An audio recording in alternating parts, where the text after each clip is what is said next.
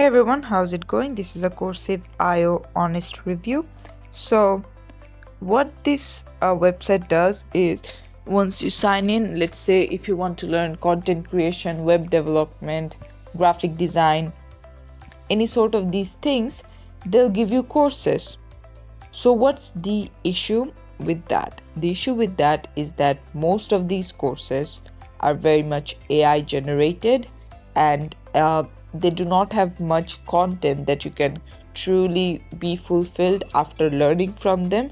Like, you'd still feel like, oh, why didn't I just search for directly into YouTube, because you still get the value that they provide you for free on YouTube instead of spending money here.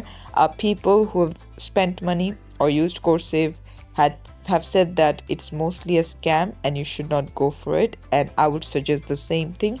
Either find a legit mentor or just use YouTube as your free resource. And this is it for the video. Thanks for watching. Please leave a like and subscribe for more tutorials like this, and I'll see you guys in the next one.